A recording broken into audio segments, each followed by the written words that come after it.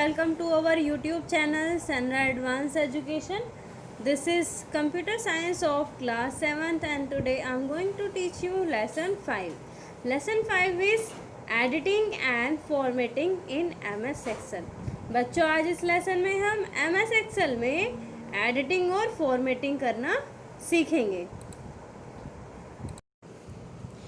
In this chapter student will know, इस chapter में बच्चे सीखेंगे introduction of MS Excel, to insert और delete column and rows, to use find and replace, to create a chart and exercise with activity. Let's begin the lesson.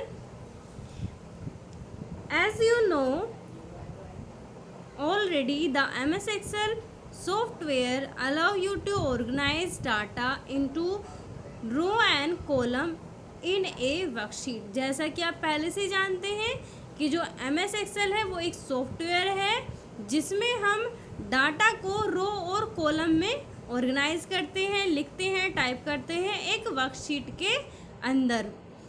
Each worksheet has a total of 16,384 columns and 1,48,576 rows.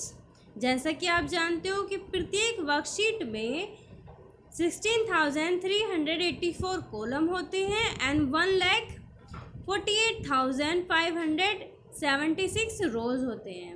It can also perform simple calculation like addition, subtraction, multiplication on the data given in these rows and columns very fast.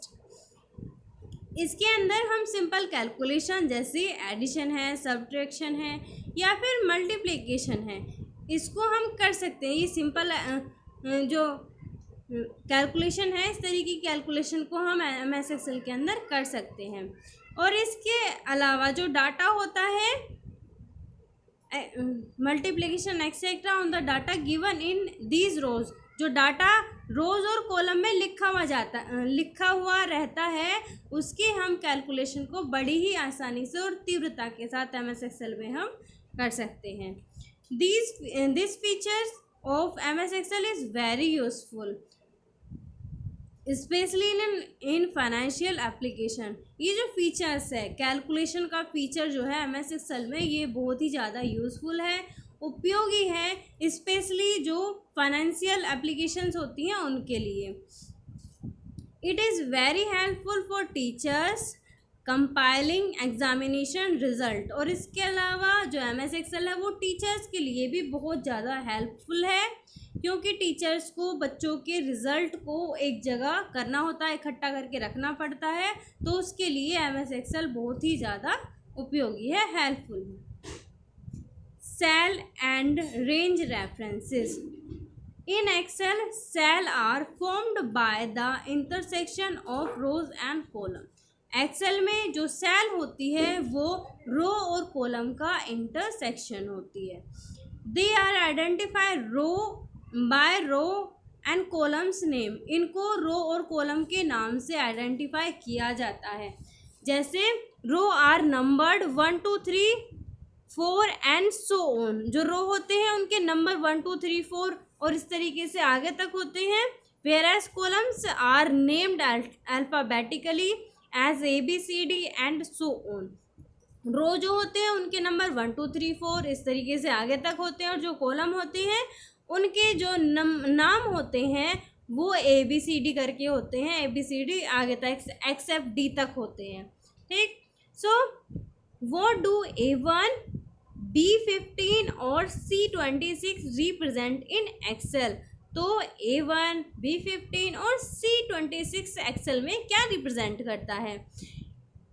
A1 refer to the cell formed at intersection of column A and row 1. A1 में जो intersection रो और column का intersection लिया गया है, इसमें column का A और रो का 1 लिया गया है, तो इस तरीके से इसका जो नेम होगा, एड्रेस होगा, A1 होगा. B15 represent the cell formed by the intersection of column B and row 15. जो B15 है इसमें जो ये जो सेल है इसमें कॉलम तो B लिया गया है और रो 15 है, तो इसी तरीके से जो ये जो सेल है ये B15 होगी। इंसर्टिंग और deleting columns and row, columns को इंसर्ट करना और कॉलम और रो को इंसर्ट करना और डिलीट करना। कैसे हम इसमें एमएस एक्सेल में कॉलम और रो को डिलीट कर सकते हैं और इंसर्ट कर सकते हैं। इंसर्ट रोज और column using option from the insert button in the home tab. Home tab में इंसर्ट बटन होता है, उसका यूज करके हम रो और कॉलम को इंसर्ट कर सकते हैं। और from the context sensitive shortcut menu that display when you right click a selected area. इसके अलावा जब आप एक्सेल में किसी सेलेक्टेड एरिया पर मतलब कहीं पर राइट क्लिक करते हैं तो भी आपके सामने एक शॉर्टकट मेन्यू आ जाता है, वहाँ से भी आप कॉलम को और रो को इंसर्ट कर सकते हैं। Inserted columns are placed above the active cell. जो इंसर्ट की गई रो या फिर रो है वो कहाँ पर आएगी, जो एक्टिव सेल है उसके ऊपर आएगी। Selected row and existing row are shifted down. और जो सेलेक्ट की गई रो है या फिर जो एग्जिस्टिंग रो है वो नीचे शिफ्ट हो जाएगी। Column are inserted left of the active cell. जो कॉलम होती है वो कहाँ पर इंसर्ट होती है, लेफ्ट साइड में, एक्टिव सेल के लेफ्ट साइड में इंसर्ट होती है। Selected column and existing column are shifted right. और इसके अलावा जो सेलेक्ट की गई कॉलम होती है या जो एग्जिस्टिंग कॉलम होती है वो राइट साइड में शिफ्ट हो जाती है। व्हेन रो और column are deleted data automatically is shifted up or left to fill space and references in formula are updated। जब किसी रो और कॉलम को डिलीट किया जाता है तो इसका जो डाटा होता है वो ऑटोमेटिकली शिफ्ट हो जाता है, लेफ्ट साइड में शिफ्ट हो जाता है और जो स्पेस होता है वो फिल हो जाता है, जो फॉर्मूला होता है वो ऑटोमेटिकली ही अपडेट हो जाता है। इंसर्ट रो और कॉलम को इंसर्ट करना। हम रो और कॉलम को कैसे इंसर्ट कर सकते हैं। Select require number of rows और कॉलम। हमें उतनी रो और column select required number of row and column, जितनी हमें चाहिए उतनी रो और कॉलम हम सेलेक्ट करेंगे। क्लिक इंसर्ट बटन एरो, और इंसर्ट बटन एरो पर हम क्लिक करेंगे जैसे कि यहाँ पर दिखाया गया है। क्लिक इंसर्ट शीट रो और इंसर्ट शीट कॉलम। अब आपको क्या चाहिए, रो चाहिए या फिर कॉलम चाहिए, जो भी आपको चाहिए आप उस पर क्लिक कर देंगे। ठीक है, इस तरीके से आपकी जो रो है वो इंसर्ट हो जाएगी। Adjusting column width and row height. Column की विथ मतलब चौड़ाई और रो की हाइट को कैसे हम एडजस्ट कर सकते हैं। By default column are all the same width and row are all the same height with column set by default to a width of 8.43 characters and row to a height of 15 point. जो Excel होता है उसमें by default जो column होती हैं उनकी सभी की विड्थ जो होती है, चौड़ाई जो होती है वो सेम होती है, और जो कॉलम्स जो रो होती हैं कॉलम्स की तो विड्थ और रोज की हाइट सेम होती हैं। ठीक है, कॉलम्स की जो डिफ़ॉल्ट विड्थ सेटिंग होती है वो 8.43 कैरेक्टर्स की होती है और रो की जो हाइट होती है वो 15 पॉइंट होती है। In some cases, you do not have to increase the width when the text is too wide for a column, since labels spill over into the text cell if it is empty।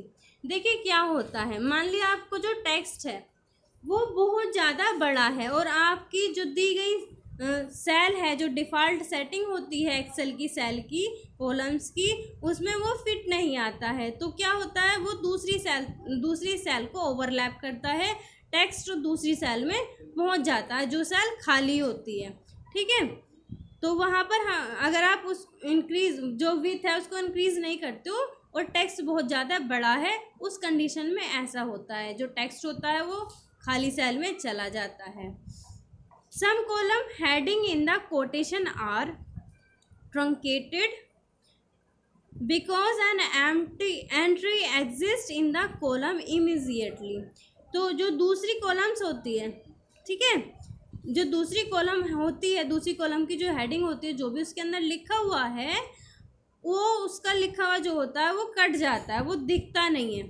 ठीक है, अगर आपकी जो column है उसकी चौड़ाई कम है और आपका टेक्स्ट बहुत ज़्यादा है, तो जो टेक्स्ट है वो दूसरी सेल में चला जाता है। ठीक है, लेकिन जैसे ही आप दूसरी सेल में टाइपिंग करेंगे तो जो आपका पहला वाला जो टेक्स्ट था वो आपका मिट जाएगा, कुछ ही एंट्री आपको उसमें दिखाई देंगी, बाकी सारी वो वहाँ से हट जाएंगी, गायब हो जाएंगी।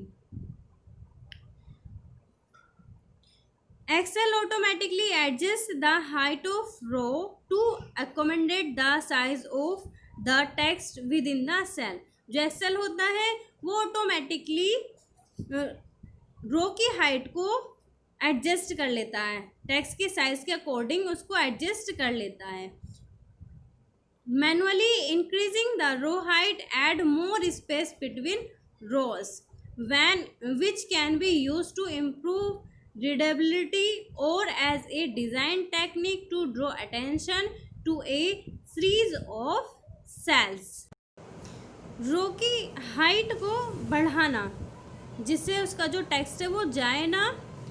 Manually increasing the row height add more space between rows. मान लिया आप जो रो है उसकी हाइट को बढ़ा देते हो, ज़्यादा कर देते हो, तो रो के जो बीच का स्पेस है वो ज़्यादा हो जाएगा, जिससे जो मतलब उसको हम अच्छे तरीके से पढ़ सकते हैं, रीडेबिलिटी को इम्प्रूव कर सकते हैं। और as a design technique to draw attention to a series of cell. और इसके अलावा वो जो है वो बहुत ज़्यादा अच्छी लगती है देखने में भी, ओवरलैप नहीं होता है और ऐसा लगता है कि इसको मतलब देखने वालों मतलब एकदम अटेंशनली ध्यान से उसको देखते हैं और ठीक तरीके से उसको पढ़ भी पाते हैं।